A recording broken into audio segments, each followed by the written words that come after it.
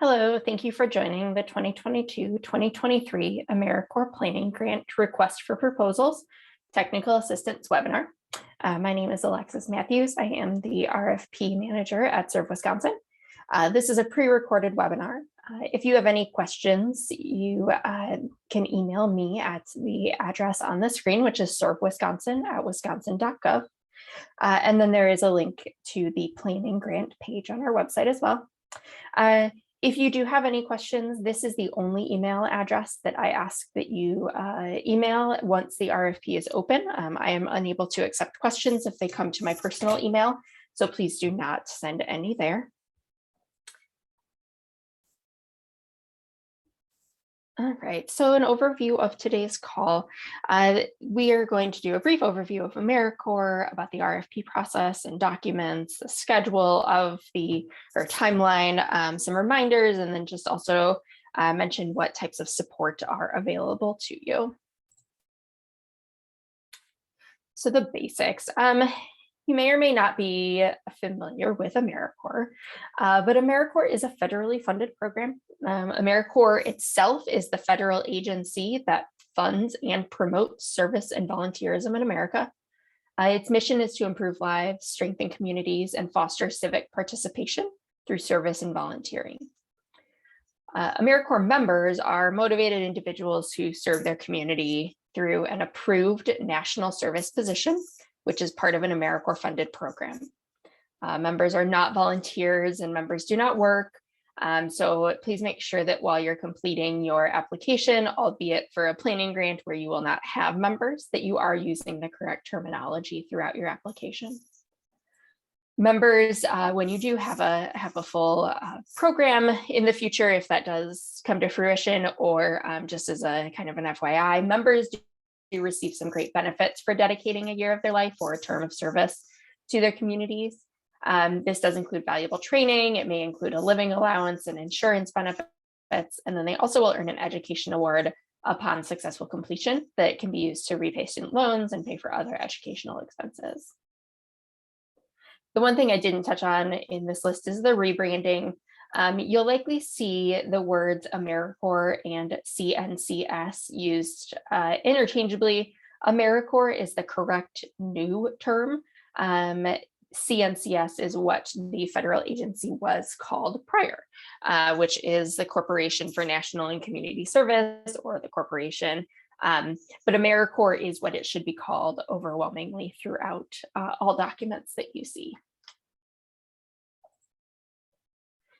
The purpose of this funding is to engage planning grants or AmeriCorps grants to create AmeriCorps positions. So the funding is not just a lump sum of money that you can use for general operating expenses or capital projects or things like that.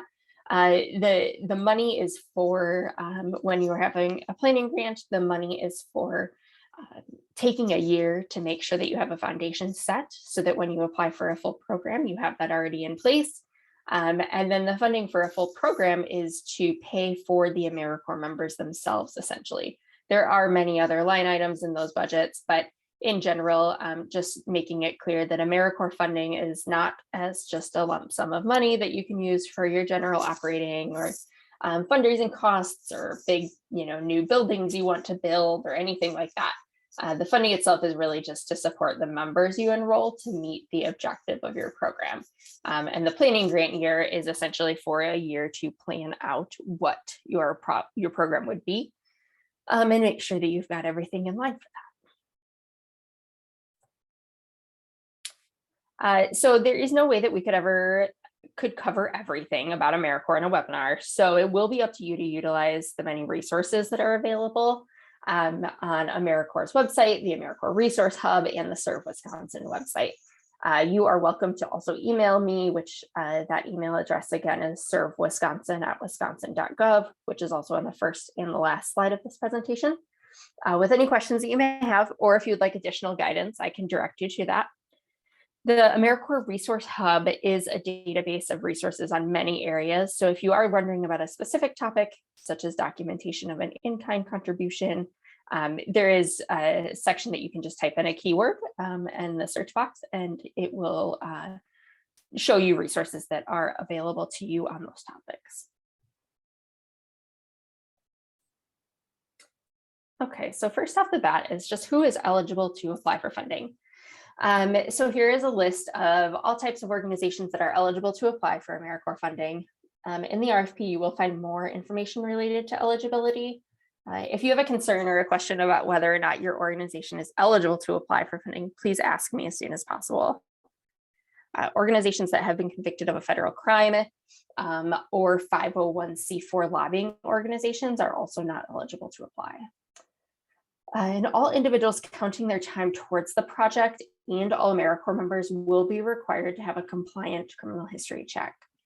This is not applicable for planning grants, but we will be assisting you throughout the planning grant process and making sure that you are set up to have those criminal history checks completed by the time a program grant would be starting. Okay, so how to apply. So if you haven't, well, first of all, you'll want to determine that you should apply to Serve Wisconsin. So whether that be through this presentation or some of the other trainings that are available on our website, just making sure that AmeriCorps and Serve Wisconsin and a planning grant are the right fit for you. The next thing is that you'll submit a mandatory notification of intent to apply. That link is there in orange. It's also on the website by March 7th, 2022 at midnight Central Time. This is a mandatory step. It does not obligate you to apply for funding, but in order to apply for funding, you must have it completed. If you haven't already, you'll also need to obtain a DUNS number or Dun and Bradstreet Universal Numbering System number and register for SAM, or just make sure that your registration in SAM is current. You do need these in order to submit your application, and it may take several days to receive your information, so please make sure you do this quickly. And then if you haven't started already, you want to review all of the RFP documents on our website and any other AmeriCorps provisions, regulations, things like that, that you can find on the links that we provided a couple of slides ago. And then keep asking questions throughout. I can only accept questions in writing at this point, and I can only accept those until midnight on March 21st. You're going to be then writing a proposal that is responsive to the RFP, and you'll be writing that in Microsoft Word. More details on this are in the RFP, but please write it in a word processing document, likely Microsoft Word. And then at a later date, you will be submitting the application into our grant management system. And finally, you're going to want to make sure that you submit the application and required additional documents to the email servewisconsin@wisconsin.gov by March 24th at 4:30 p.m. Central Time. Please do not wait if you miss that deadline. I am unable to accept your application.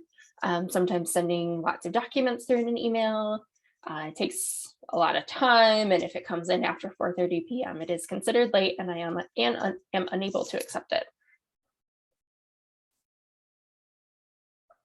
Okay, so the purpose of this RFP, the goal for Serve Wisconsin is to provide funding, and by this RFP, I mean this planning grant RFP.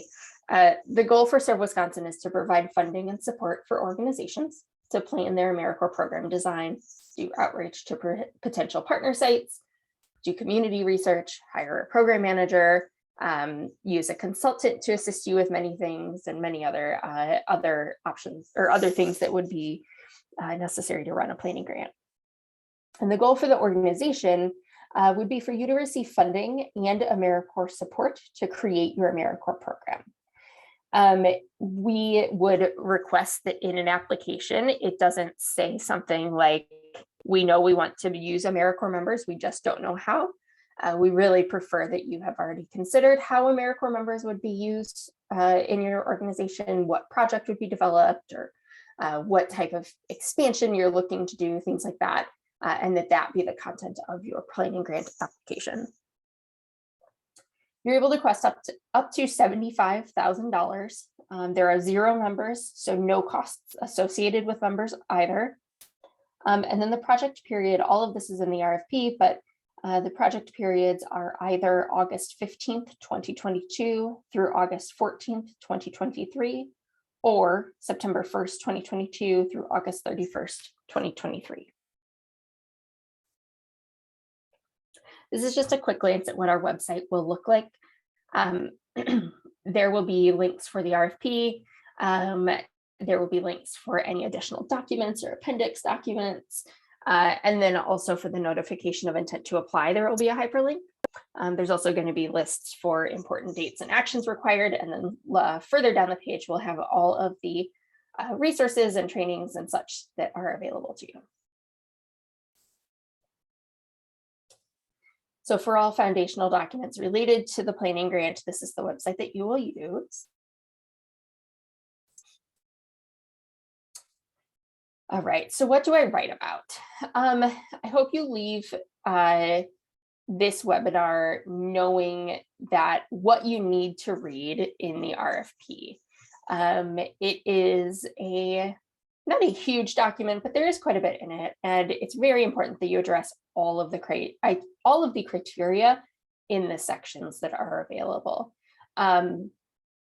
I know that, just make sure that you address all of the items, and then you can also have access to a staff review form, which will help you in making sure that you address everything that will be checked for in the staff review of your planning grant application. And even if you've been funded before or in the past, or you're a well-known organization, do not assume the reviewer's knowledge. Don't assume that anyone that will be reading your application knows anything about your program. We have different staff regularly, and then AmeriCorps also has different reviewers. So just make sure that if you are not assuming the reviewer's knowledge at all. And then also make sure to use clear logic and be succinct in describing your need, and your plan for your planning grant. So just make sure that you are, getting to the point, but also providing information that is descriptive enough without including anything that is not requested. You don't have a ton of space, so you don't want to include a bunch of narrative that is not being asked of you. Some other tips for the grant writing is to lead from your program strengths and be explicit in them, or your organization strengths and what you plan to do for an AmeriCorps program. Avoid circular reasoning and explain how. So explicitly describe how your proposed project or what you're thinking of doing with the planning grant will meet criteria of what the need is. And then also use an impartial proofreader or a reviewer. That'll help as far as using acronyms or assuming your reviewers don't know anything about your organization, and they can give you some really valuable feedback. There are certain types or certain activities that are prohibited by AmeriCorps that should not go into your proposal. So here's a list of some. The link at the bottom is the 45 CFR or Code of Federal Regulations 2520.65. It is very important that you know these and that you make sure that you are not including any of them into your application.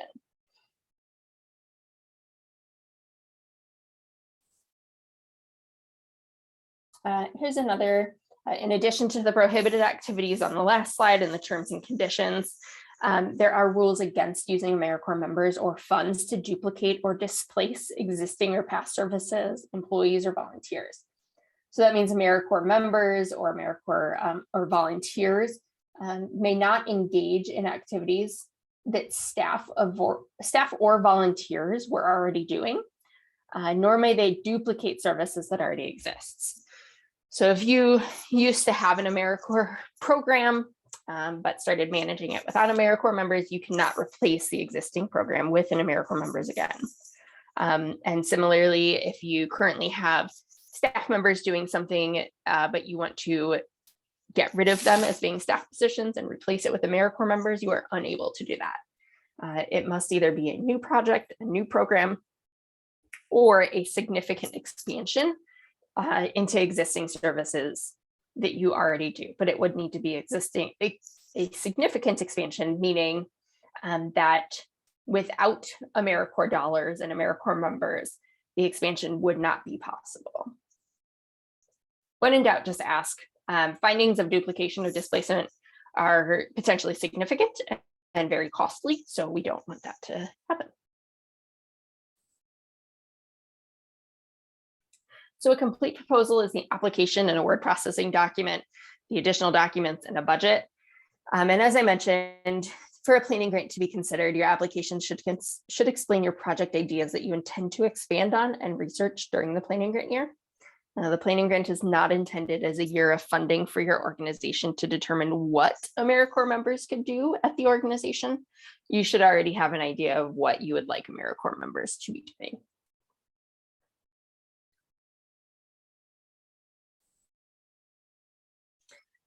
These are some examples of things that are going to be required on the AmeriCorps planning grant budget.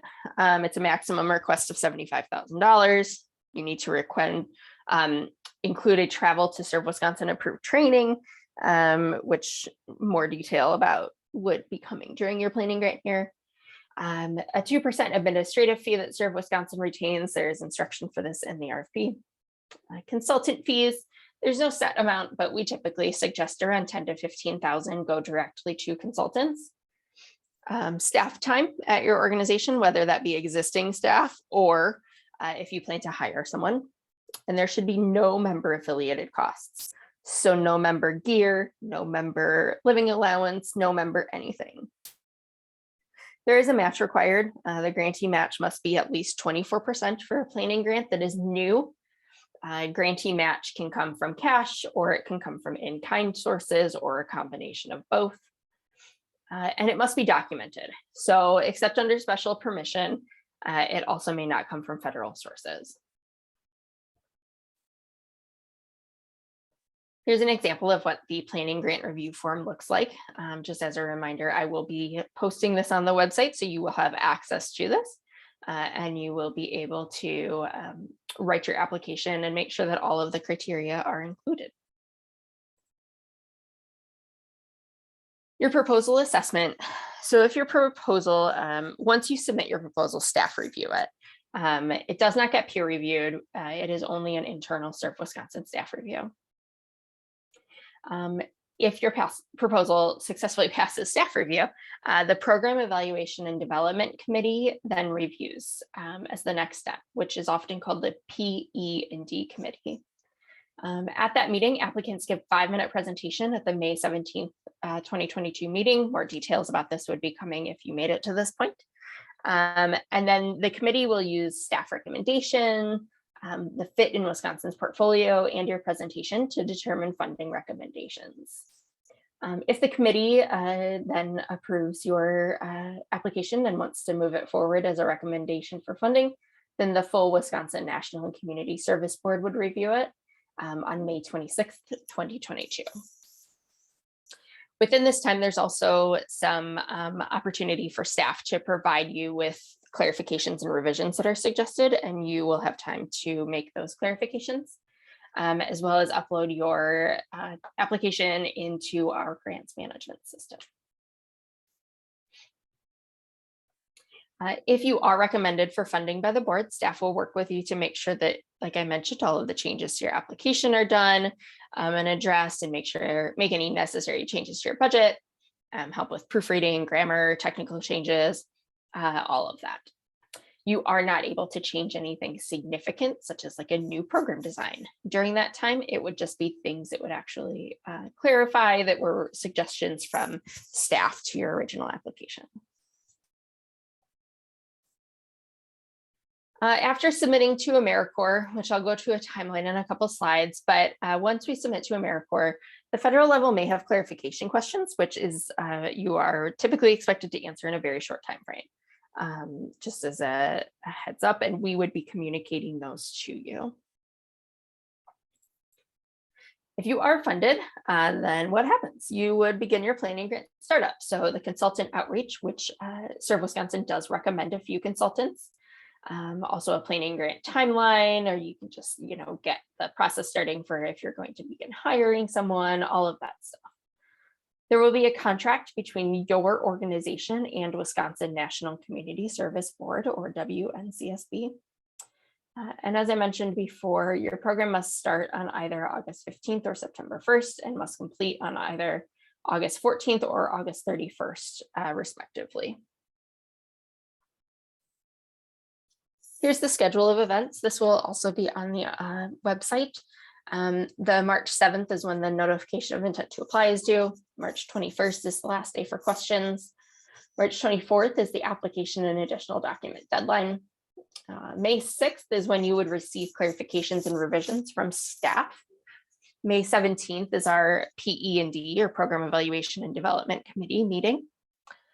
May 20th is when you are expected to have all application revisions complete and in eGrants. And May 26th is the full board meeting. May 31st is our target date to submit to AmeriCorps. The deadline is not until June 6th, but we really would like to submit by May 31st to make sure that everything gets through safely.